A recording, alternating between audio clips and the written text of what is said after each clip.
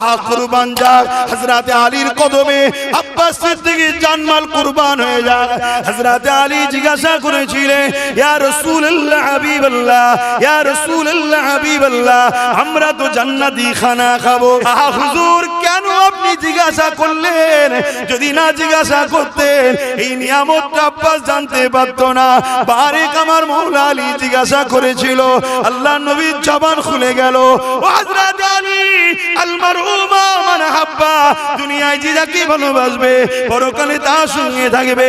এই হযরত আলী রে, দুনিয়া জমিনে যারা আমাদেরকে ভালোবেসেছে, আমাদেরকে পিয়ার করেছে, আমার নাসা হাসান হোসেনকে মোহাব্বত করেছে, হযরত আলী আপনাকে পিয়ার করেছে, আমার খাতুনে জান্নাতকে পিয়ার করেছে, আমি রাসূলুল্লাহকে মোহাব্বত করেছে।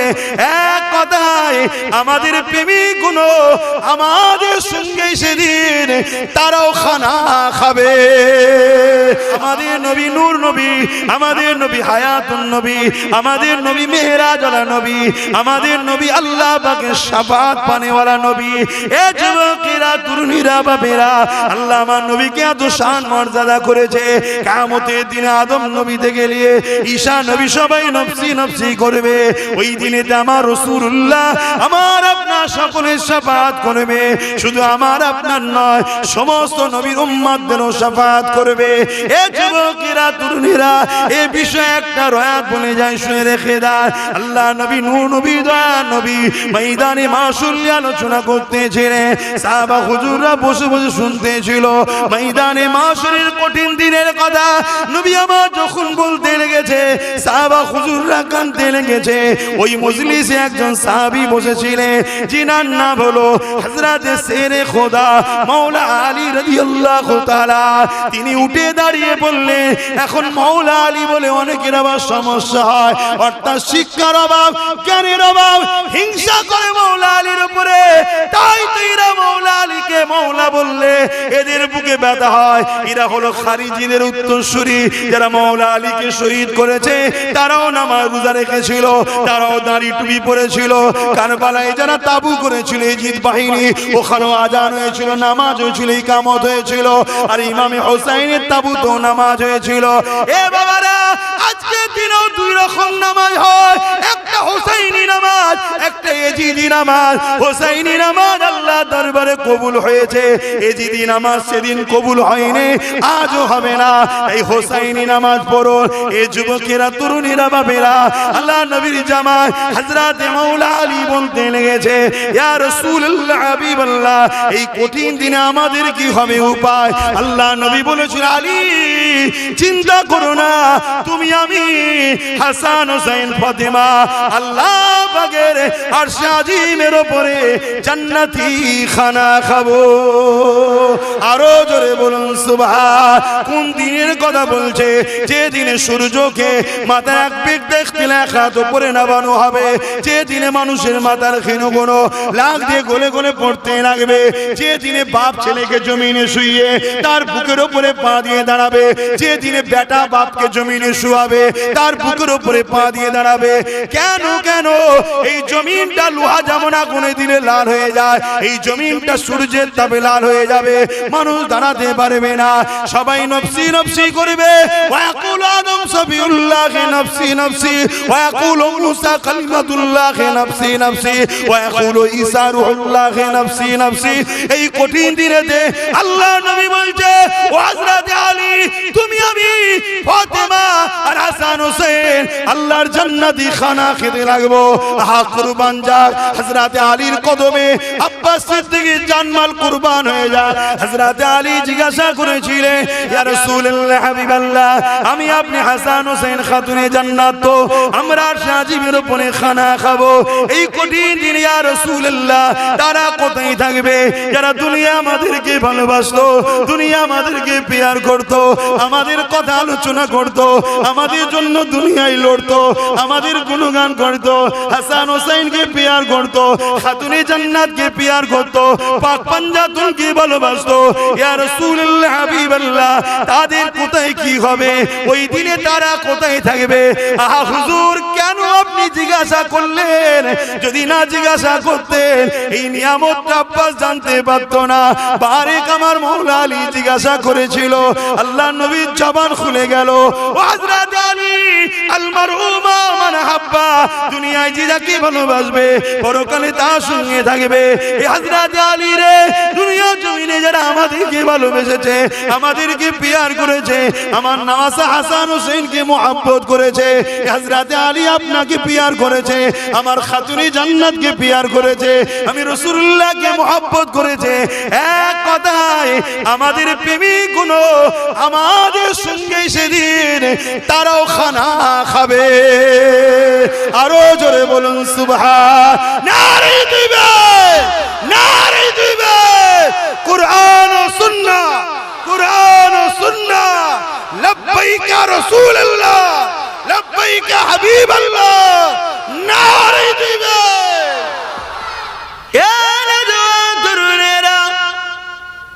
এজিদ যখন মদিনার উপরে হামলা করেছিল, খুব ভালো করে শুনবেন, এজিদ মদিনার উপরে যখন হামলা করেছিল, এজিদ 3 দিনের জন্য মদিনা নববী শরীফকে দখল করে নিয়েছিল। ওই মদিনা নববী শরীফের মধ্যে খচ্চর গাধাকে বেঁধে পেশাব পায়খানা করিয়েছিল, নামাজকে বন্ধ করে দিয়েছিল, ইকামত আযানকে বন্ধ করে দিয়েছিল। এজিদ বাহিনী মদিনা নববী শরীফকে দখল করে নিয়েছিল। আমার নবী পাকের একজন সাহাবী ছিলেন, এজিদ বাহিনী দখল করার আগে, তিনি মসজিদ থেকে বেরোবার আগে দখল করে ফেলেছিল। তাই তিনি নিজের জান বাঁচাবার জন্য আল্লাহ নবীর রওজা মুবারকের ভেতরে ঢুকে যায়, আর তার আম্মা জান আয়েশা হুজুরের ঘর যেটা, ওই সোনালী জালির ভেতরে যে নিজের জান বাঁচাবার জন্য ঢুকে যায়। 3 দিন পরে তুর্কি সৈন্যরা, আহলে সুন্নাত ওয়াল জামাতের সৈন্যরা, তারা এজিদ বাহিনীকে হাঁটিয়ে দিয়ে মদিনা নববী শরীফের আবরু ইজ্জতকে হিফাজত করে। তখন এই সাহাবী বেরিয়ে আসে, 3 দিন ওখানে বন্দী ছিল। ওই সাহাবী বলতে লেগেছে, এ দুনিয়ার মানুষ শোনো শোনো, 3 দিন মদিনা নববীতে আযান হয়নি, ইকামত হয়নি, নামাজ হয়নি, কিরাত হয়নি, কোনো কিছু হয়নি, কিন্তু আমি অবাক হয়ে গেলাম, আল্লাহ নবীর রওজা মুবারকের ভেতর থেকে 3 দিন আযান, ইকামত, কিরাত ও নামাজ হতেছিল। আরো জোরে বলুন সুবহান। আমাদের নবী নূর নবী, আমাদের নবী হায়াতুন নবী, আমাদের নবী মেহরাজওয়ালা নবী, আমাদের নবী আল্লাহ পাকের শাফাত পানেওয়ালা নবী।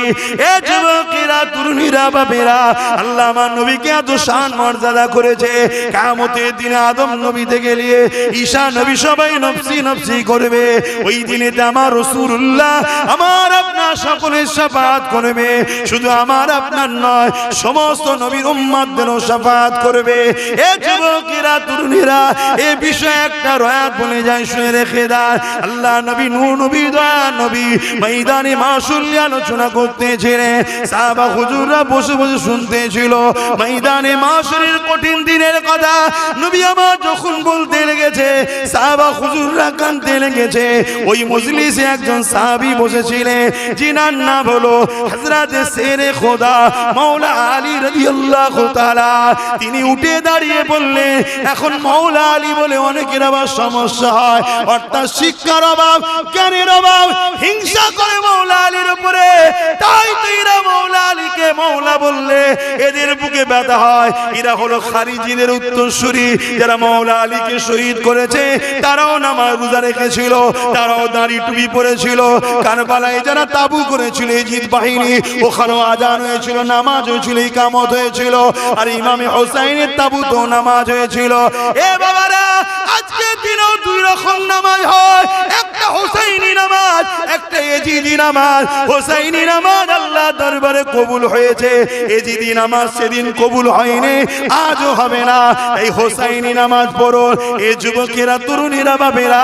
আল্লাহ নবীর জামাই হযরত মাওলা আলী বলতে লেগেছে, ইয়া রাসূলুল্লাহ হাবিবাল্লাহ, এই কঠিন দিনে আমাদের কি হবে উপায়? আল্লাহ নবী বলেছেন, আলী চিন্তা করো না, তুমি আমি হাসান হোসেন ফাতেমা আল্লাহ পাকের আরশে আজিমের উপরে জান্নাতি খানা খাবো। আরো জোরে বলুন সুবহান। কোন দিনের কথা বলছে?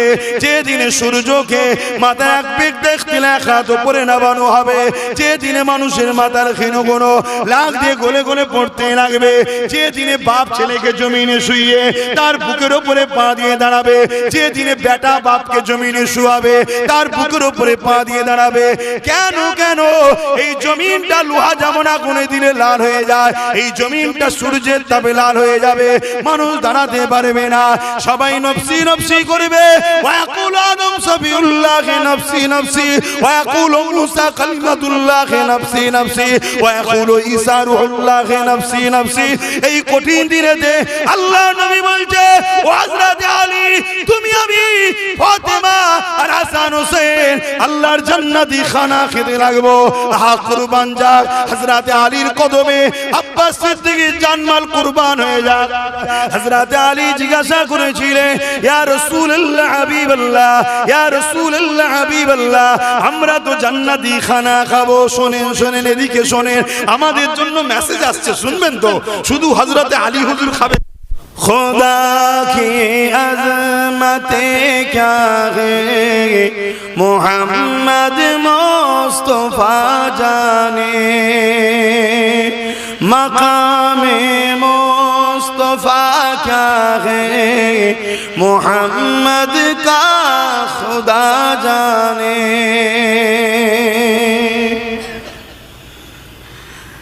कहा जिब्रील ने सिदरा तलक मेरी रसाई थी, कहा जिब्रील ने सिदरा तलक मेरी रसाई थी, है कितनी मंजिल आगे नबी जाने खुदा जाने। জিবরাইল বলছে সিদরাতুল মুনতাহা থেকে আগে আর কত রাস্তা আছে নবী জানে, খোদা জানে। এখন যদি কেউ মুফতি মাওলানা সেজে এই কথাকে যদি বলে রাসূলুল্লাহ জানে না আল্লাহ জানে, জানতে হবে এ হলো ওই আমাদের জানের দুশমনদের দলের লোক, সেজে বসে আছে মুসলমান। কথা বুঝে আসছে? ৭২-এ ৭৩ নয় ৭২-এ, হ্যাঁ একটার নয় ৭২-এর লোক। কথা মাথায় ঢুকছে বাপ? হ্যাঁ। मदीने हाजरी के मांगते रहना दुआ यारो, मदीने हाजरी के मांगते रहना दुआ यारो, अशर होगा या नहीं होगा, अशर होगा या नहीं होगा, नबी जाने दुआ जाने। खुदा की अज़मतें क्या है, मोहम्मद मुस्तफा जाने। हमें तो सुरखरू होना है आका के निगाहों में, हमें तो सुरखरू होना है आका के निगाहों में, ज़माने का है क्या नासिर, ज़माने का है क्या नासिर, बुरा जाने भला जाने। खुदा की अज़मतें क्या है, मोहम्मद मुस्तफा जाने। अल्लाहुम्मा सल्ली अला।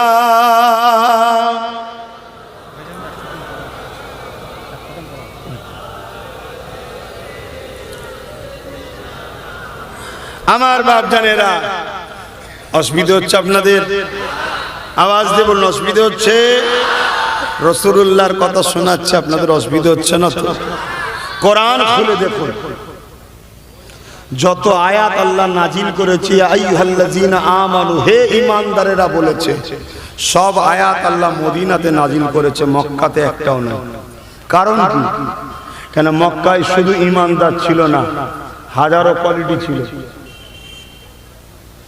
আম সমাজের সাথে আল্লাহ যখন কথা বলেছে, আয়াত নাজিল করেছে, ওহী নাজিল করেছে, তখন ইয়া আইয়ুহান নাস বলেছে, সেখানে আল্লাহ তাওহীদের কথা বলেছে, শান মর্যাদার কথা বলেছে, আল্লাহর একত্ববাদের কথা বলেছে। আর যখন সবাইকে বাদ দিয়ে শুধু ঈমানদার গুণে এক জায়গায় হয়েছে, তখন আল্লাহ মুহাম্মদ রাসূলের কথা শুনিয়েছে। জোরে বলুন সুবহানাল্লাহ। তাহলে আমরা তো ঈমানদার নাকি? এখানে বেশি বেশি করে নবীর কথা শোনানো দরকার। প্রত্যেকটা মসজিদে 4টে সপ্তাহ আছে, কমসে কম 3 সপ্তাহ নবীর কথা বলা দরকার, 1 সপ্তাহ বাকি বিষয় বলা দরকার। বাকি সব জায়গায় যদি খুঁততুত হয়েও যায়, আল্লাহ পাক চালিয়ে দেবে, কিন্তু রাসূলুল্লাহর শানে যদি যাররা পরিমাণ ভুল হয়ে যায়, সব গেল। শুনছেন তো নাকি? চিনবেন কি করে মুমিন না মুনাফিক? চিনবেন কি করে? নামাজ দিয়ে? রাইসুল মুনাফিক আব্দুল্লাহ ইবনে উবাই নামাজ পড়েছে না পড়েন? বলুন। নামাজ দিয়ে জুলখাইসারা তামিমি নামাজ পড়েছে না পড়েনি? নামাজ দিয়ে চিনা যাবে না বাপ। চিনতে গেলে মুহাম্মদ রাসূলকে আনতে হবে, নবী শান মর্যাদা আছে কিনা। আর একটা জিনিস চিনার লক্ষণ, সেটা হলো কি? নবীর পাগল যারা, যাদেরকে আশিকে রাসূল বলা হয়, আল্লাহ ওয়ালা, ওলি আউলিয়া, এদেরও মোহাব্বত আছে কিনা দেখতে হবে। জোরে বলুন সুবহানাল্লাহ। আজকে তো অনেকে গৌস পাককে মানতে চায় না, অনেকে সুলতানে হিন্দকে মানতে চায় না, অনেকে মুজাদ্দিদ আল-ফিসানিকে মানতে চায় না। আছে না? না। হাই হাই হাই হাই, জুম্মায় জুম্মায় 1 সপ্তাহ দিন পেয়ে যা লাপালাপি করছে, বাপরে বাপ। অথচ বিশ্ব দিন পেয়েছে আল্লাহর ওলিদের দ্বারা। জোরে বলুন সুবহানাল্লাহ। সেই ওলিদেরকে অস্বীকার করছে। এগুলো হলো তাদের দলের লোক যারা আমাদের ঈমানের জন্য ভয় করে, তারা এদেরকে পাঠায় ঈমানটাকে চুরি কর।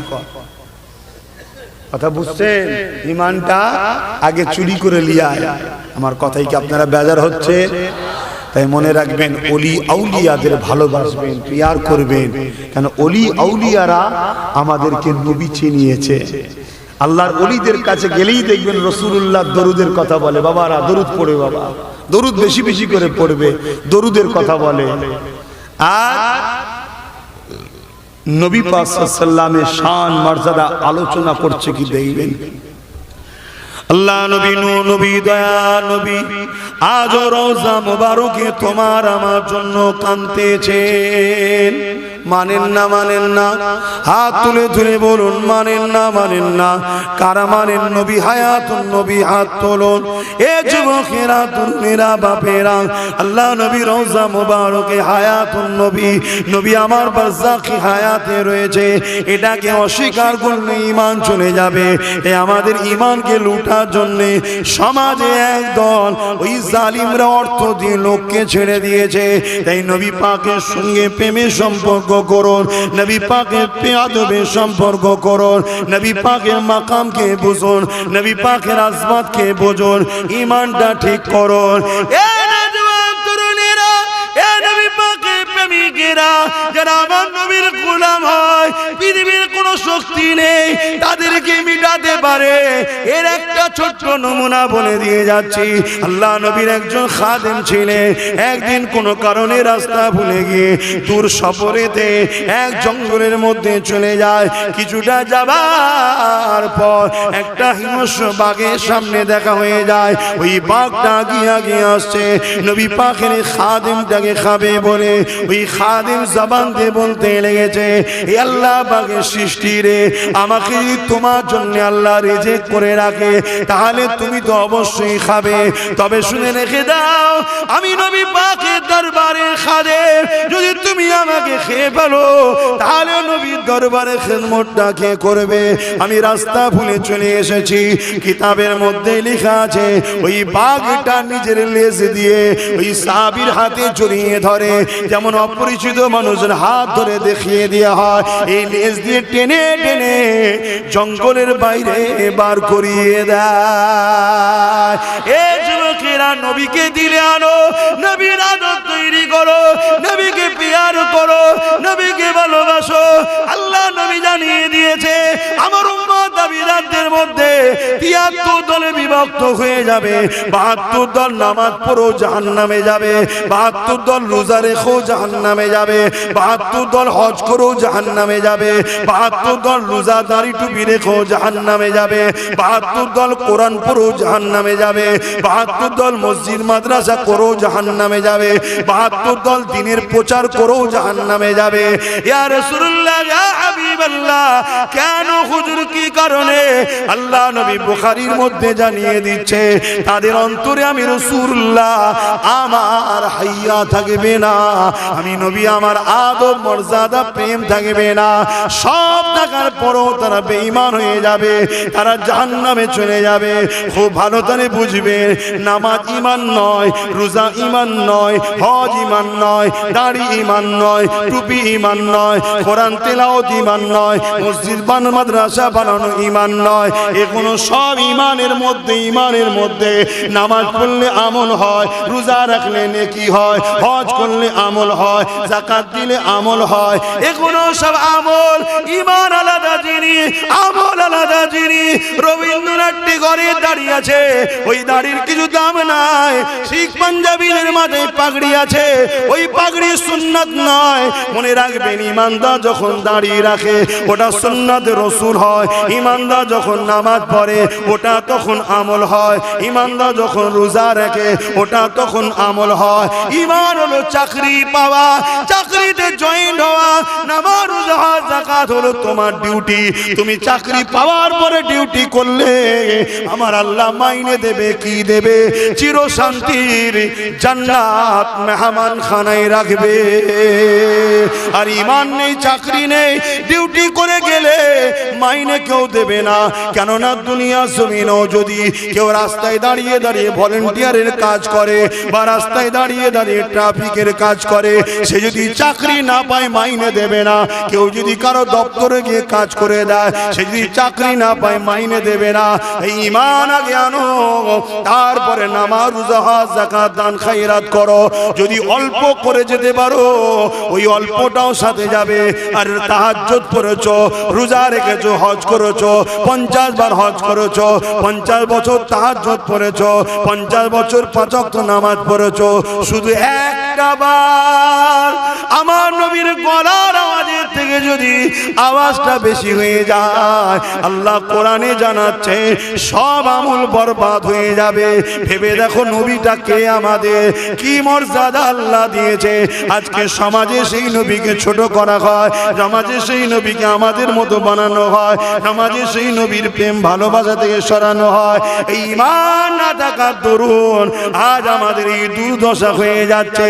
এই পৃথিবীর জমিনে যদি ইজ্জতওয়ালা হতে চান, মাথা তুলে যদি বাঁচতে চান, পরকালে যদি আল্লাহর পাকের দিদার পেতে চান, জান্নাতে যদি যেতে চান, তাহলে যতদিন বাঁচবেন প্রতিজ্ঞা করে নেন আমি রাসূলুল্লাহর জন্য বাঁচব, নবীর হাসিতে হাসবো, নবীর কান্নায় কাঁদবো।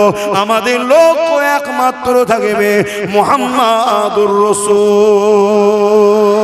আরো জোরে বলুন সুবহান।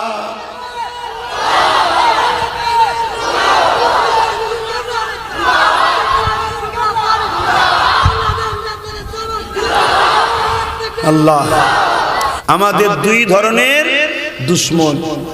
একটা হলো আমাদের জান মালের দুশমন, যারা আমাদেরকে তাদের দাস দাসী বানাতে চায়। শুনছেন? উদাহরণ ফেরাউন, নমরুদ, সাদ্দাত, আবু জেহেল, উদবা, সাইবা, এজিদ, যাদের লক্ষ্য ছিল মানুষের খোদা হব, প্রভু হব। আমার কথাই শেষ কথা, মানুষ আমার দাসত্ব করবে, আমার কাছে মাথা নত করে থাকবে। এই এক ধরনের দুশমন, যাদেরকে চেনা যায়, দেখা যায়, বোঝা যায়। তারা আমাদের সবাইকে তাদের দাসত্ব শিকার বানিয়ে ফেলে, শুধুমাত্র মোমেন মোমেনা ইমানদারের কাছে ঝাড় খায়। জোরে বলুন সুবহানাল্লাহ। ইমানদারের সংখ্যা কম হলেও ঝাড় খায় পারে না, কারণ ইমানদারকে যদি কামানের সামনে দাঁড় করিয়ে বলে তুই আমার দাসত্ব মেনে নে, ইমান বলে জান্নাতের খুশবু পেচ্ছি, কামানের সামনে থেকে জলদি করে মার। জোরে বলুন সুবহানাল্লাহ। আরো জোরে বলে। তো ওরা মারতে মারতে হাঁপিয়ে যায়, ইমানদার হাসতে হাসতে জান্নাতে যায়। জোরে বলুন সুবহানাল্লাহ। এজন্যে ওরা ইমানদারের কাছে ফেল। এটা যুগে যুগের ইতিহাস, যুগে যুগে। আর না হয় বলুন, বদরের বুকে যখন আল্লাহ নবী ডাক দিলেন, চলো বাবা মদিনাকে হিফাজত করতে হবে, মা বেটিদের ইজ্জত আবরু বাঁচাতে হবে, ডিফেন্সে যেতে হবে। ইসলাম ডিফেন্সকে ইজাজত দিয়েছে। ডিফেন্স করা ফরজ। ডিফেন্স করা কি ফরজ, জুলুম করা হারাম। চলো বাবা। একটা বাড়িতে ঝগড়া হচ্ছে বাপ বেটায়, আমাদের মতো ঝগড়া নয়। কিসের ঝগড়া? বাপ বলছে আমি রাসূলুল্লাহর সঙ্গে লড়াই করতে গিয়ে জান দেবো, পরকালে জান্নাত পাবো। ছেলে বলছে না আব্বা, আপনার বয়স হয়েছে, আপনি থাকেন, লড়াইয়ের ময়দান আমার মতো জন ছেলে হলে ভালো হবে। এই নিয়ে দুই বাপ বেটাতে আমি যাব আমি যাব আমি যাব আমি যাব। নেশাটা দেখুন। আর আমাদের নেশা বাঁচার, অথচ কেউ বাঁচবে না। বিচারটা আল্লাহ নবীর কাছে চলে এলো। বাপ এসে হাজির, ছেলে এসেও হাজির। ইয়া রাসূলুল্লাহ, হাবিবাল্লাহ, ফয়সালা আপনি করে দিন, কি হয়েছে আপনাদের? বাপ বলে ইয়া রাসূলুল্লাহ, হাবিবাল্লাহ, ইনসাফ ইনসানিয়াতের জন্য আমি আপনার পাশে দাঁড়িয়ে হকের পক্ষে লড়াই করতে চাই। তাতে আমি যদি দুনিয়া জমিন থেকে চলে যাই, আল্লাহ আমার উপরে রাজি হয়ে যাবে। ছেলে বলতে লেগেছে ইয়া রাসূলুল্লাহ, হাবিবাল্লাহ, আমার আব্বা জান মুরব্বি হয়ে গেছে, আমি যুবক আপনার সাথে দাঁড়াতে চাই, আপনার পক্ষে দাঁড়াতে চাই। ইয়া রাসূলুল্লাহ, হাবিবাল্লাহ, আপনি আমাকে ইজাজতটা দেন। বাপ বলে হুজুর আমাকে ইজাজত দেন। আল্লাহ নবী ফয়সালা করে দিলেন, এ বাবা ছেলে শোনো, এ বাবা মুরব্বি শোনে, আপনার বয়স হয়েছে, আপনি ঘরে থাকেন, আপনার এই যুবকটাকে আপনি যেতে দেন, আপনার যুবককে আপনি ইজাজত দিয়ে দেন। কিয়ামতের দিনে আপনি শহীদের বাবা হয়ে উঠবে।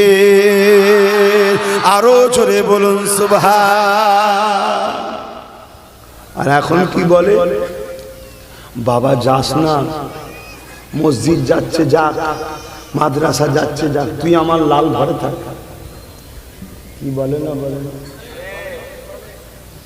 আল্লাহ নবী সাহাবাদেরকে নিয়ে রওনা দিলেন।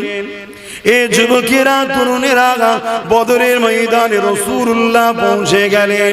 বদরের জমিনে গিয়ে নবী আমার দেখে জালিমদের বিশাল এক বাহিনী, সন্ত্রাসদের বিশাল এক বাহিনী, আবু জেহেলের বিশাল এক বাহিনী, 1000-এর উপরে সুসজ্জিত যোদ্ধা নিয়ে, অস্ত্র নিয়ে, তরোয়াল নিয়ে, ঢাল নিয়ে, গায়ে যুদ্ধের লেবাস লোহার তৈরি করা, সেগুলো পরে তারা হাজির হয়ে আছে। ঘোড়ার পিঠে উঠে পিঠে তারা দাঁড়িয়ে রয়েছে। এমন কোন সাহাবাদের সংখ্যা মাত্র 313 জন, তাদের সংখ্যা 1000-এর উপরে। সাহাবাদের হাতে খাজুরের ডাল রয়েছে, আর সন্ত্রাসদের হাতে তরোয়াল, অস্ত্র, তীর, বল্লম রয়েছে।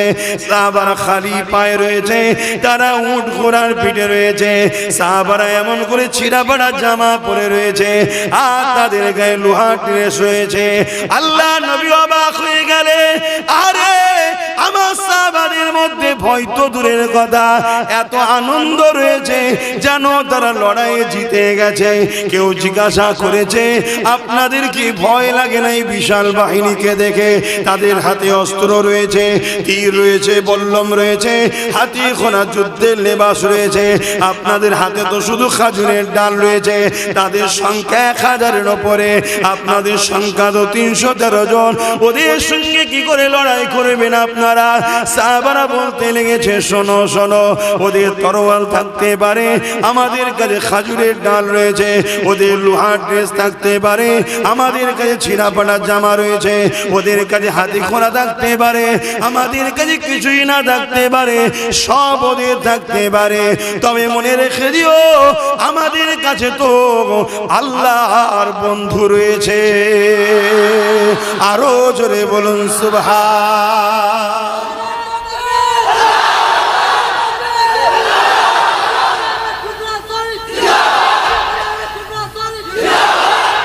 আজকে আমাদের এই দুর্দশা কেন? আমাদের কাছে সব আছে, আল্লাহর বন্ধু নেই। নিজের দিলকে প্রশ্ন করুন, আমি ভুল বলছি কি? আমাদের কাছে সব আছে, রাসূলুল্লাহ নাই, নবীর প্রেম নাই, নবীর আদব নাই, নবীর আজমত নাই, নবীর মহব্বত নাই, নবীর মাকাম যে আল্লাহ কি দিয়েছে সে বিষয় আমাদের কাছে নাই।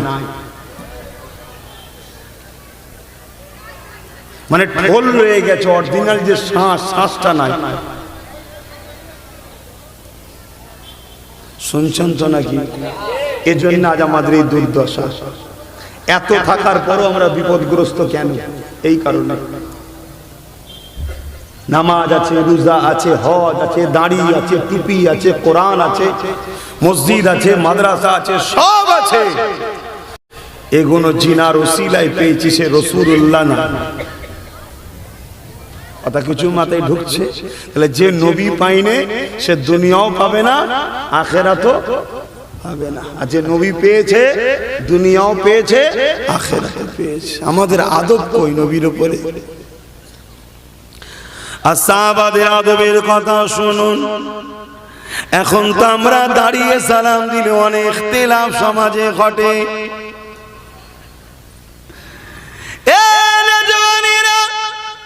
আল্লাহ নবীজির হজ মাসে 1 লক্ষ কম বেশি সাহাবাদেরকে নিয়ে আল্লাহর ঘর কাবা শরীফ তওয়াফ করতে গেছে, হজ করতে গেছে। কি মাসে হজ হয়? জোরে বলুন।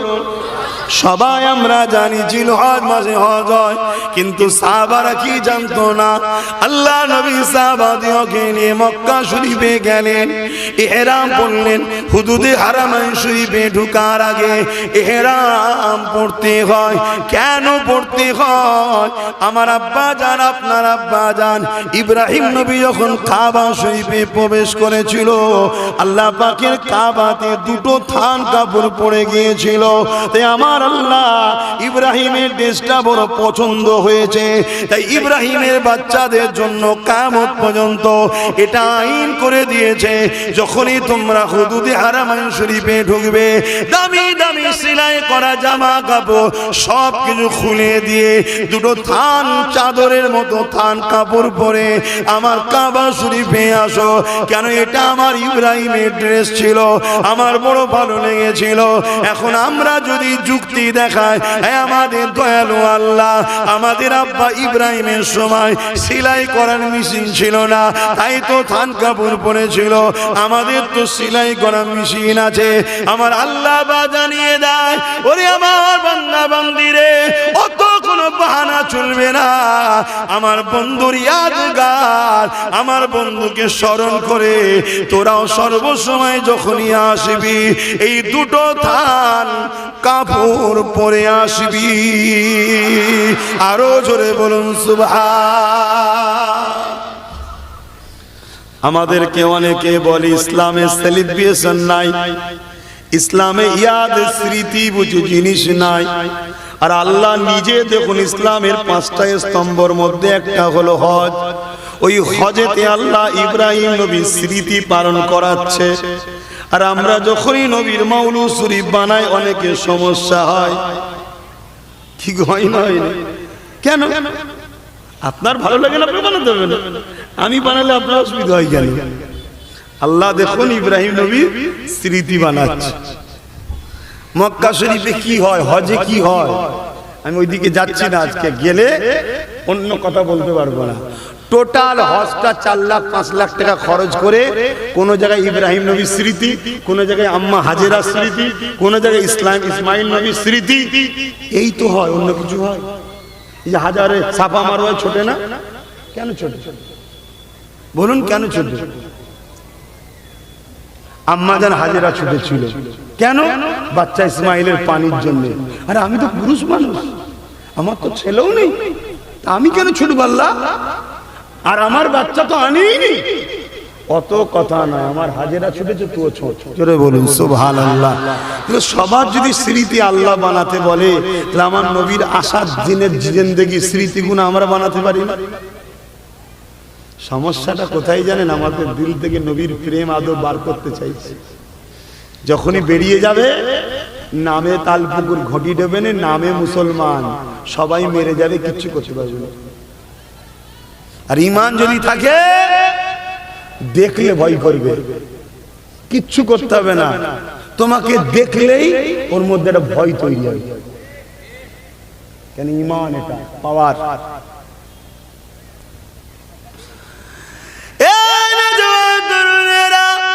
আল্লাহ নবীও কাবা শরীফে গেছে, নবী আমার ইহরাম করেছে, আল্লাহর কাবা শরীফটা তোয়াফ করেছে, হাজারে আসওয়াদে চুমা দিয়েছে, মাকাম ইব্রাহিমের সামনে দূরে কাত নামাজ পড়েছে। বলুন তো দেখি, মাকাম ইব্রাহিমে কি আছে? ওই ভাই জিজ্ঞেস করলে অসুবিধা হলে বলুন, এক ধার থেকে বলে চলে যাচ্ছি। তাহলে সরাসরি যান, মাকাম ইব্রাহিমে কি আছে? কার পায়ের চিহ্ন? বলেন না আমার বাপের পায়ের চিহ্ন। লজ্জা লাগছে? ইব্রাহিম নবী কি আমাদের বাপ নয়? আমাদের আব্বাজানের পায়ের চিহ্ন। এই পায়ের চিহ্নটা কেন হয়েছিল জানেন? আহা, আমার নবীর মিলাদ করছিল ওই সময় পাথরে দাঁড়িয়ে দাঁড়িয়ে। আমরা নবীর মিলাদের আলোচনা করলে অনেকের সমস্যা হয়। বাপ ইব্রাহিম ওই পাথরে দাঁড়িয়ে দাঁড়িয়ে আমার নবীর মাওলুদের আলোচনা করছিল, আর আল্লাহ পাথরকে বলছিল, পাথর আমার হাবিবের আলোচনা হচ্ছে, এই স্মৃতিটাকে তোর বুকে রেখে দে, কিয়ামত পর্যন্ত লোক আসবে, তোকে দেখবে, আর আমার হাবিবের মিলাদের সময় এই পাথরের স্মৃতি হয়েছিল, এটা প্রমাণ হয়ে থাকবে। জোরে বলুন সুবহানাল্লাহ। ওদিকেও আজকে আলোচনা নয়, ওদিকেও আজকে আলোচনা নয়, কিন্তু আমার এখানে একটা আলোচনা। ইব্রাহিম নবীর পায়ের ছাপ একটা পাথরের উপরে আছে, সেই পাথরকে সামনে রেখে কাবার দিকে মুখ করে নামাজ পড়তে হবে না হবে না? এই বলুন হাজী সাহেবরা, বলুন পড়তেই হবে। কেন ভাই? এখন একটু আল্লাহর ওলিদেরকে সম্মান করলে অনেক সমস্যা হচ্ছে অনেকে। আর এখানে তো ইব্রাহিম নবীর পায়ের ছাপ, আবার একটা পাথরে, সেই দিকে মুখ করে নামাজ পড়তেছে। তার মানে এখানে সেরেকের গন্ধ পাচ্ছেন না? কিছু হলেই বলে সেরেক সেরেক সেরেক সেরেক, বলে না বলে না? এইটা কি? আর কোরআন বলছে ওখানে নামাজ পড়তে হবে, নাই তার হজ অসম্পূর্ণ হয়ে যাবে। কি হাজী সাহেবরা পড়েছেন না পড়েন না? আমি তো পড়েছি। আমি শুধু পড়েছি তা নয়, ওইটাকে জড়িয়ে ধরে ওর কাছে তো চুমু দিয়েছি, নিয়ত করেছি আমার বাপের কদমে চুমু দিলাম। এবারে লোক ফতোয়া দিতে পারে সেরেক হয়ে গেছে, আর হয়ে গেছে, আর যা হয়েছে আমার সঙ্গে আমার আল্লাহর হয়েছে, তুমিও তো পেরেশান হচ্ছে কেন? হ্যাঁ, কথা মাথায় ঢুকছে না? ঢোকে না? বাপের পায়ে যদি কেউ চুমু দেয়, সে তার জান্নাতের দরজায় চুমু দিল। জোরে বলুন সুবহানাল্লাহ। কেউ যদি তার মায়ের পায়ে ঠোঁট লেগে চুমু দেয়, সে তার জান্নাতকে চুমু দিল। জোরে বলুন সুবহানাল্লাহ। আর হাজারো বাপ মা কুরবান হয়ে যাক আমার ইব্রাহিম নবীর কদমে, ও কদমের দাম আরো বেশি। কথা বুঝছেন না বোঝেন না? এ সব আদব আর প্রেম বার করার বাহানা। আদব আর প্রেমকে বার করার বাহানা একটা। ভাইয়ের আমার ওই দিকেও আলোচনা নয়, আমার আলোচনা হচ্ছে সাহাবারা নবীকে কত আদব করেছে। দেখুন, আল্লাহ নবী সাহাবাদিওকে নিয়ে কাবা শরীফের কাজ করলেন। এ নজওয়ানেরা, ওখান থেকে নবী আমার মিনার জমিনে চলে গেলেন, ওখান থেকে আরাফার ময়দানে গেলেন, মুজদালিফা হয়ে মিনাতে ফিরে এলেন। 10ই জিলহজ কি হয় 10 তারিখে? সবাই জানেন কুরবানি, সাহাবারা জানে না? এবারে শুনুন, 10ই জিলহজ আল্লাহ নবী ইহরাম অবস্থায় রয়েছে, কুরবানি দেবে। তারপরে নেড়া হবে কুরবানি দিবার জন্য দাঁড়িয়ে রয়েছে। আল্লাহ নবী মক্কাদি সাহাবাদেরকে লক্ষ্য করে হঠাৎ করে বলতে লাগলো, এ বাবা সাহাবারা, ওই যে শহর মক্কা দিকে দেখায়, ওই শহরটা কোন শহর? সাহাবা হুজুররা কি জানে না ওই কোন শহর? এই তো ওইখান থেকে হেরাম করে, ওখান থেকে তো কাবা তওয়াফ করে এমন করে মিনাতে এসেছিল, ওখান থেকে আরাফায় গিয়েছিল, ওখান থেকে মুজদালিফা হয়ে মিনার জমিনে দাঁড়িয়ে আছে। আল্লাহ নবী সাহাবারা বলেছিলেন, ইয়া রাসূলুল্লাহ হাবিবাল্লাহ, আল্লাহর নবী ভালো জানে। এ যুবকেরা, তরুণীরা, বাপেরা, আল্লাহ নবী আবার বলতে লাগলেন, এটা কোন দিন, আজকে কোন মাস, আজকে কত তারিখ? সাহাবারা কি জানতো না? আমরা তো হজ করতে এসেছি, ইহরাম অবস্থায় রয়েছি। ইয়া রাসূলুল্লাহ, এটা জিলহজ মাস, আজকে কুরবানির দিন। সাহাবারা এসব কিছু বলেনি। সাহাবারা বলেছিলেন, ইয়া রাসূলুল্লাহ হাবিবাল্লাহ, আল্লাহ ও নবী ভালো জানে।